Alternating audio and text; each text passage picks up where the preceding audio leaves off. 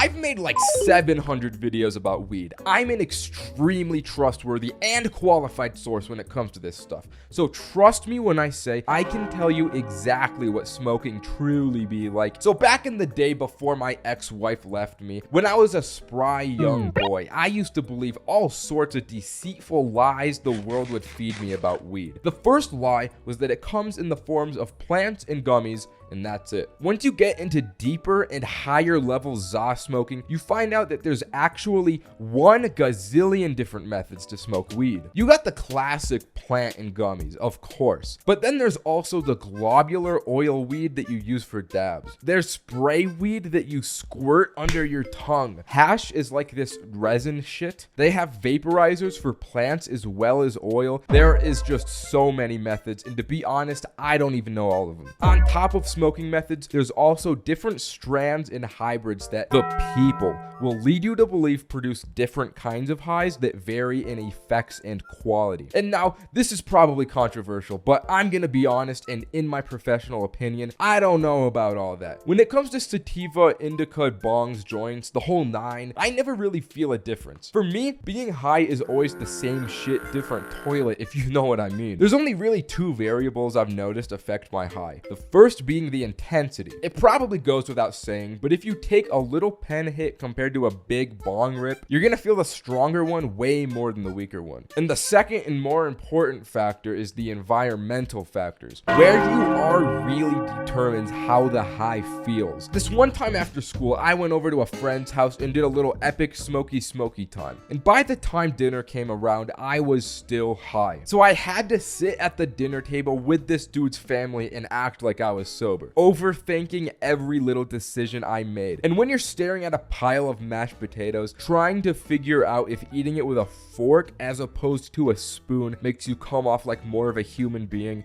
it's not a good environment. But when you're in the comfort of your own bed, free from all societal expectations, it just makes the high hit differently. The people that you're with are also a major environmental factor in determining your high. And under all circumstances, do not smoke with weed people. I see the irony in this considering my channel, but trust me guys, I'm more than my internet persona. When you smoke with weed people that make their entire personalities about weed, you just end up doing nothing but smoking. And once you're high and realize that this is all you're doing, you're gonna get depressed and start questioning what the purpose of everything is. And these people are always the ones that swear that they can just stop at any time and that weed isn't addictive. Bruh. You can be addicted to eating rocks. You can be addicted to chewing on literal sand from the ocean. Of course, weed can be addictive. Do not believe their slop in propaganda. That's the most brain dead thing someone can say. But at the same time, these dudes can just walk amongst society high at all times and just live like that. And I don't know how they do it. I'll be roaming amok my 6th period American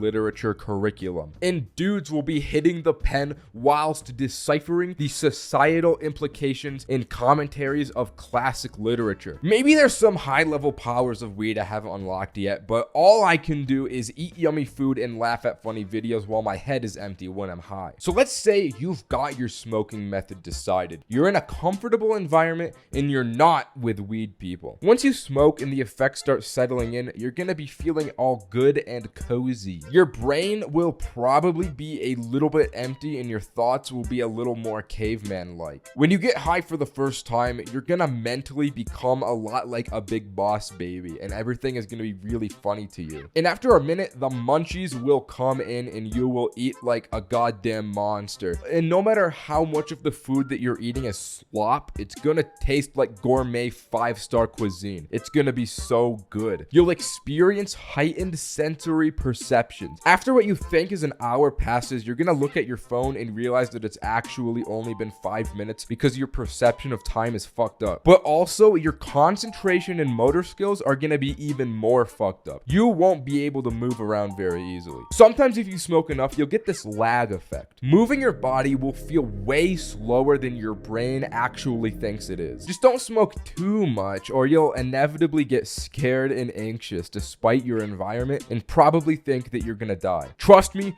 It's happened to myself, and it's not something you want to go through. In my opinion, the best way to view weed is as an enhancer. If you're in an uncomfortable situation, it will only make it more uncomfortable. But if you're with your boys, maybe getting a little Vic Roy on the battlefield, getting into a little questing and mischief, it'll make you feel like you are truly killing real human beings in Fortnite. Just don't smoke too much, pace yourself, and you'll be all right. Okay, that's the video. Subscribe. Bye.